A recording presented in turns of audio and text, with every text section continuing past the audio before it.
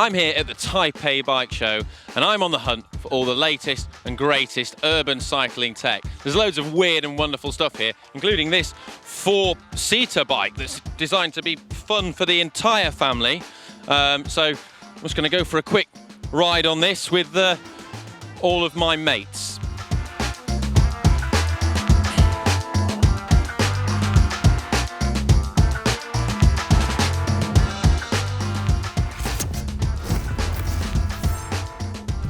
Some misinformed people think that e-bikes aren't very cool. Well, they're wrong. Look at this absolute beast from Coast Cycles that I'm riding. I mean, this is probably the coolest bike I've ever seen.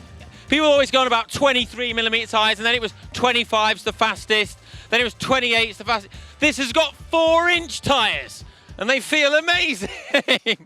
There's so much grip, and it's like, well, they're like motorbike tyres. They're incredible.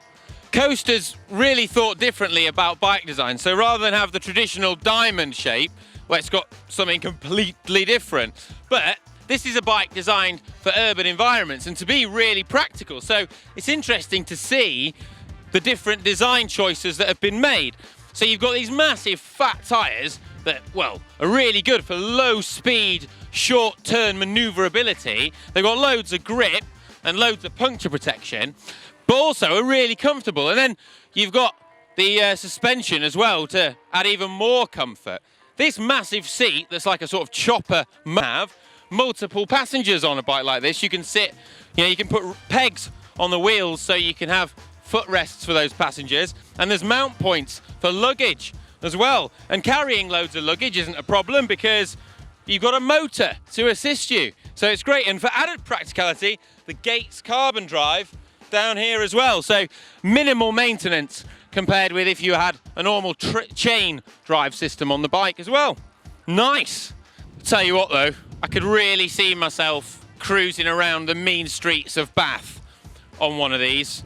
Probably form a gang, get some leather jackets, waistcoats. Let us know in the comments section what you think our gang should be called. Let's find some more tech now. Good lights are essential for cycling safely in an urban environment. So I wanted to illuminate you about some flash new lights that Cateye has. So these are Cateye's new sync lights, and they've got a number of really cool sort of high-tech features built into them to make them better. So they all sync together, and they can also sync to your phone. And one of the advantages here is that you can turn them all on or off with the press of a single button on any of the lights. So I'll show you. It doesn't end there though. The kinetic rear light also has an accelerometer built into it, which can detect when you're getting slower and therefore make the light brighter as a safety feature, which, well, perhaps it should be called a decelerometer. Also, when you sync the lights to your phone, you're able to see the battery life on each individual light, which is really awesome because it means you don't have to worry that you're not going to have enough battery for your ride and your lights are going to run out halfway through. You can see exactly where you're at, but there's also some cool stuff over here, so I'm going to show you that. Cateye also has this new computer called the Quick, which is designed specifically for commuting and riding in an urban environment, and it displays all the sort of essential information you'd need, such as speed, time, average speed, distance, but it's an inexpensive and very sort of elegant and clean design. I like it. This wheel is called the Highcore T1, and it's a new product here at the Taipei Show. Now, at first, it might just look like a really high-tech tri-spoke wheel, but it's much more than that. It's actually an e-bike wheel. So by inserting this wheel into your bike, you can turn it into an e-bike, which means you don't need to buy an e-bike. You can simply use your existing bike and just get one of these wheels, which is really cool and a really novel idea. Now, the way it works is it actually integrates the entire e-bike system into just the wheel. There's no need for any additional parts that you would have to stick to your frame. It's all contained within here, which is really neat. So this is the battery here, and then there's two motors, one there and one there. And through bevel gears, they actually spin into this central gearbox, and that's how it just generates the forward motion. I'm just going to spin it up so you can see it turning. It's also got some rather cool lights on it as well as a added bonus. But each one of the motors is capable of producing 180 watts, which means, well, 360 watts of assistance in total. And the makers reckon that the battery is good enough for 50 kilometers of riding, which is pretty impressive because it's quite a small battery in such a neat and self-contained unit. And to charge the battery, you can simply take it out. You can open a panel on the back and remove the battery and charge it. And if you've got a spare battery, you can put one in as well. This is called the Cyclo, and according to the makers, it's the only thing you need on your handlebars. Now, it's a really innovative piece of tech that's designed for the commuter market, and it's just absolutely jam-packed full of features. So fundamentally, it's a bike computer for your handlebars, but it also features a camera and a light, but it also can do navigation. So many features, I'm going to have to look behind me. It's a power bank for your mobile phone. It does all your sort of metrics like your speed and your distance and all that and your calories burned. But it's also a theft alarm, right? So this is actually securely on your bike, and it's designed to be left on your bike, and it links up to your smartphone. And if someone tries to steal your bike, an alarm goes off that's 100 decibels, and it automatically sends a notification to your smartphone to tell you that a naughty person is trying to steal your bike. Size matters, and if you don't believe me, take a look down here, because this is the world's smallest e-bike according to the makers Lekuma. The makers also reckon that this is the smallest e-bike motor in the world, and attached to that are, well, pretty much the smallest wheels in the world.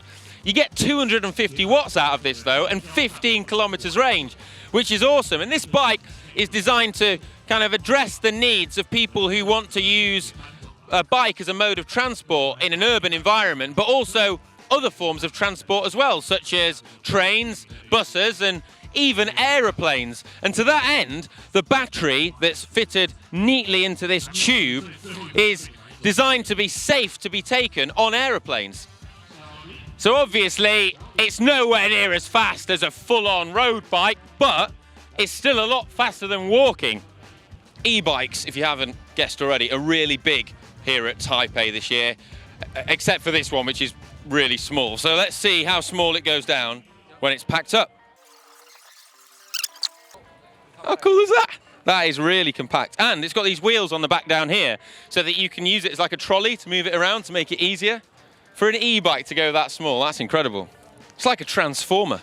I'm over on the KMC stand. Now, KMC are the largest manufacturer of bicycle chains in the world, and they've got a new chain that's specifically designed for single-speed e-bikes. And they've decided to try and make a chain that's better suited for, well, urban cycling and e-bikes by making it more durable and less likely to drop off. And the way they've done this is new designs on the pins, and also on the plates on the side of the chain have a sort of, well, they're wider and they don't sort of chamfer in like on a traditional chain, which means there's less chance of it dropping once it's been worn.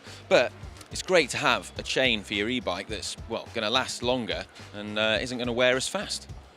As a cyclist, discovering that your pride and joy has been stolen is, well, an even worse feeling than accidentally reversing over your family on Christmas Day. So I'm always really happy to see new bike lock tech.